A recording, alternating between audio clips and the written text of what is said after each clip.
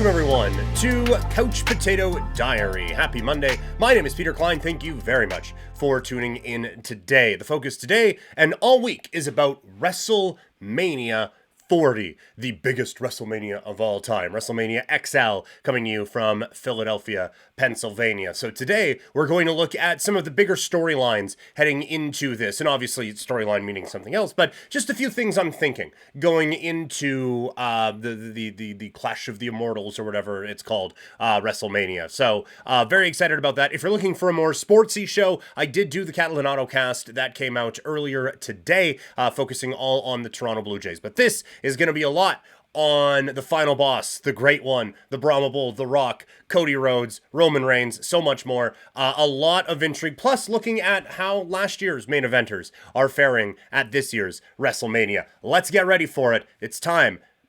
WrestleMania week, baby. I'm fired up. Let's get into it.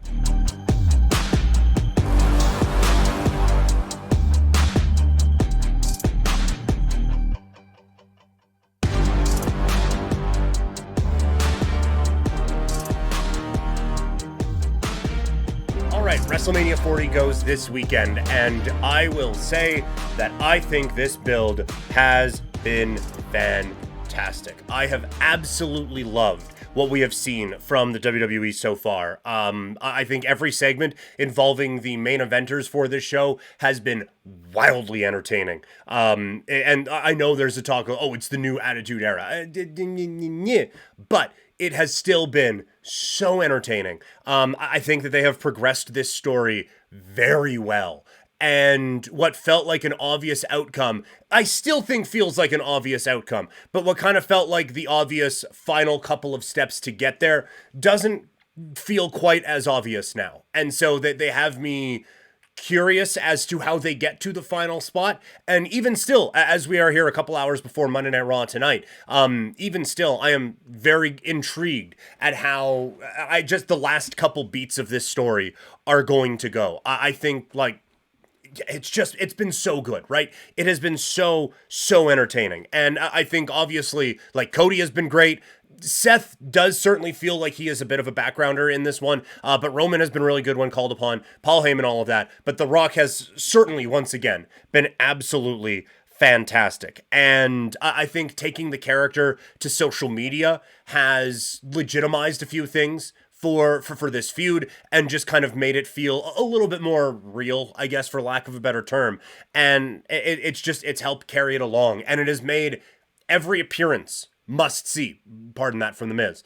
But it has made every segment, every show, one that you absolutely cannot miss. And I think they have done a phenomenal job with this entire thing. And I do think that there has been a whole lot that we kind of get reminded of with The Rock, right? In terms of what he can do on the microphone, what he can do as a character, and what he can do just with his charisma. It really has been, and look, it hasn't been perfect 10 out of 10, 100% of the time, but it really has been a bit of a masterclass in that, because look, he's The Rock, right? He's our guy. But now he has come back in, and I do think they fumbled a little bit, but they have recovered in a exceptional way to turn this guy into a mega heel that everyone wants to cheer, right? As soon as you hear, if you smell, you want to just explode, oh my God, he's here. But then they have turned him now into this heel character, and a lot of that is him, but a lot of it has been just this whole thing. And I think Cody has been there every step of the way as well. Every beat that the Rock has had, Cody has had, I think, a very strong counter. And it's been different, and it has showed the difference in the eras. It has showed the difference in these characters, but it has showed the difference in what used to be what heels would do and what it is okay for baby faces to do now, right? The Rock and Roman Reigns. There have been a couple of times where what they have said is oh boy, I wouldn't have said that.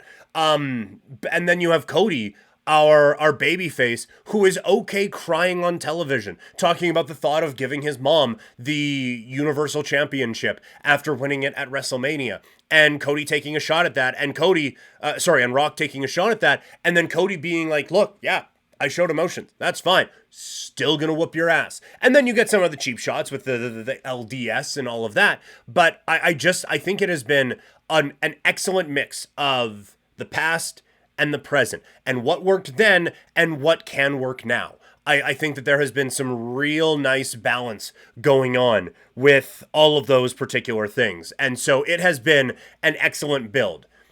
The issue, it feels like it's been an excellent build for The Rock against Cody Rhodes.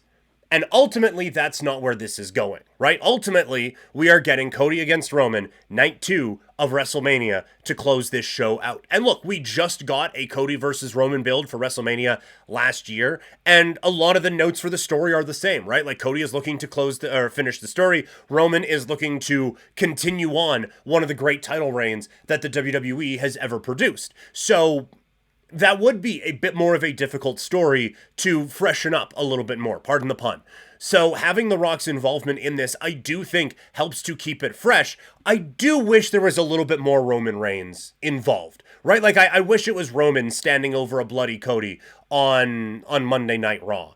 And while The Rock has had some excellent promos, it would have been great if Roman also had something to say about all of this. Instead of it being a back and forth between The Rock and Cody, it would have been nice if it was a back and forth between The Rock and Roman and Cody. And there was the Roman face-off last week on SmackDown. But I think this story could have used a touch more Roman this time along to make it not just feel like it's Cody against Rock here at WrestleMania, because ultimately the final story is Cody against Roman. And now I do think, even with just 24 hours after this tag team match, where it'll be Bloodline Rules, but I do think that 24 hours, social media, the kickoff show, and throughout WrestleMania, I think they'll be able to have a few more, not like advancing of the story, but just reminding you of why this main event matters so much. I think having that second night is you're going to see a very quick build of Roman against Cody, because it does feel like The Rock has kind of taken a lot of the air out of the room with this whole feud. But I do think it's a really good way of using the 2 nights. You know, like New Japan, when they had the 2-night Wrestle Kingdoms, somehow twice they managed to have it be for an undisputed championship and have it basically be a de facto tournament. And that's fine. And I think that's very interesting in how you can get to that. And I think if the WWE were to unify these things again, that would be a very interesting way of going about it. But for the most part, night 1 and night 2 have kind of stayed separate, right? Like, they are their own shows. Now having this little bleeding in from night 1 into night 2 and having night 1 affecting night 2, I really like it.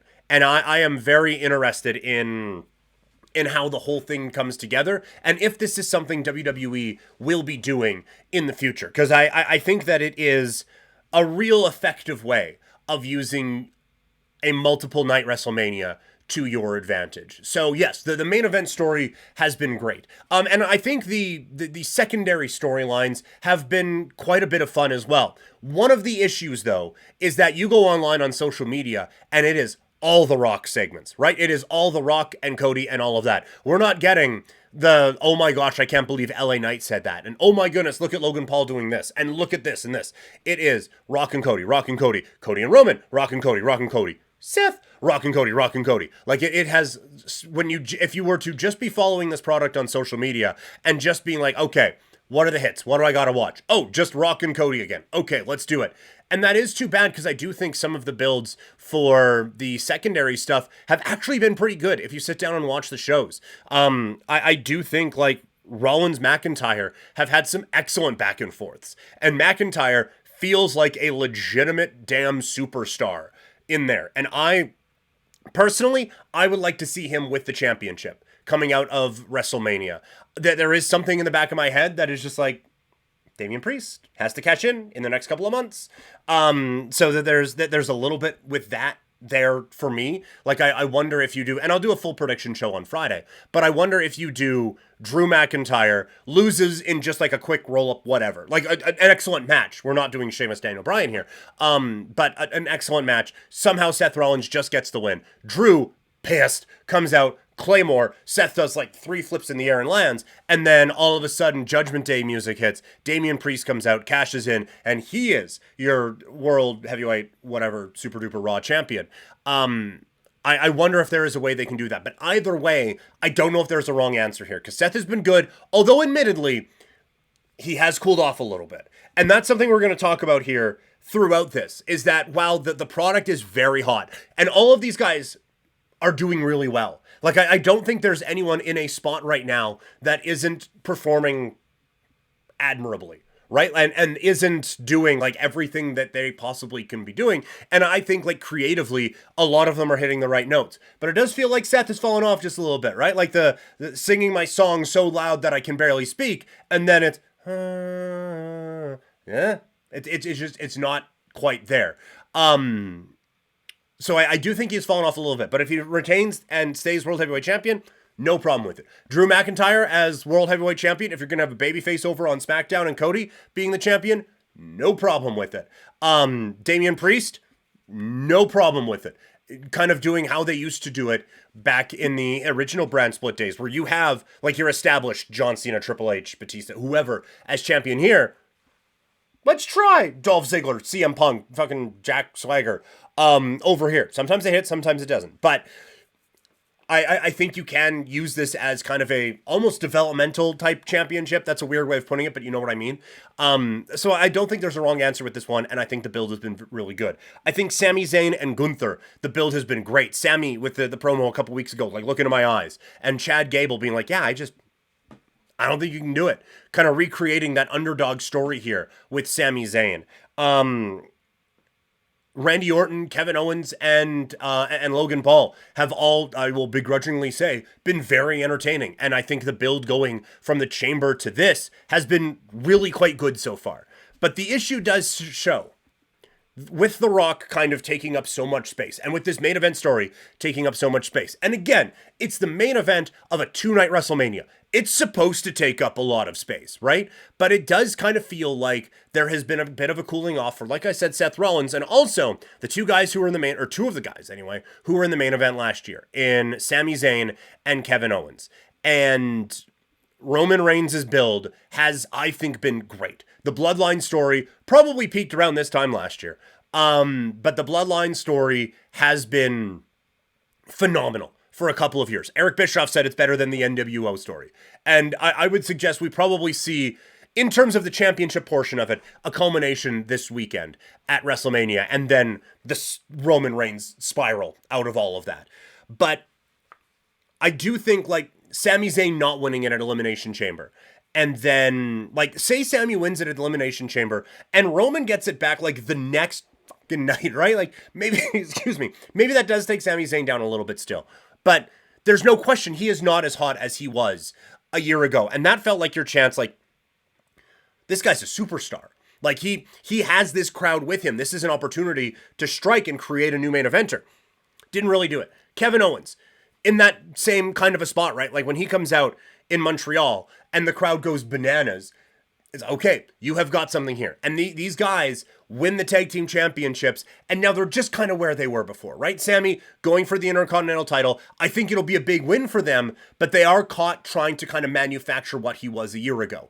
And Kevin Owens, wildly entertaining, amazing character, kind of stuck where he was before this, where he's in the U.S. title picture. He can come up and challenge for the title. Don't know if anyone believes he's going to win it, but he can come up and challenge for one of the main titles. But he's in the U.S. IC title fringe championship contender spot. Not how I would use him, not how I view him as a talent, just where you kind of see him in the whole perception of it. So while Cody Rhodes is closing the story at WrestleMania this year, it does kind of feel like a couple of other chapters in some other books maybe aren't going necessarily the way that WWE would like them to. So I do think it's interesting to kind of take a step back and, like, once this whole thing is done, like, who did this elevate? It elevated the Usos, and I think their build also, I forgot to mention in all this, their build also has been really good. I thought Solo would be in a bit of a bigger spot by now. So again, like, I have been entertained, and I think all of it has been so much fun. But you do kind of look at a couple other things like, man, I think a couple other guys could be a little bit hotter than they are right now based off of where they were a year ago. So that's going to do it here. I want to get this out as quick as I can. So, because I'm recording this a little bit later than I wanted to today, and we got Raw to get ready for tonight. So let's get ready for WrestleMania. It's going to be WrestleMania throughout the week here on the channel. Trying to get a bit more other sports stuff mixed in as well, because it's a great time in sports as well. But so much focus on WrestleMania. Tomorrow, we'll have a recap from Monday Night Raw. Coming up on Wednesday, for those of you who aren't regular followers of the channel, I do a thing called a legacy look. Going to do that on The Rock. Why is it such a big deal that he is back home, as he would say?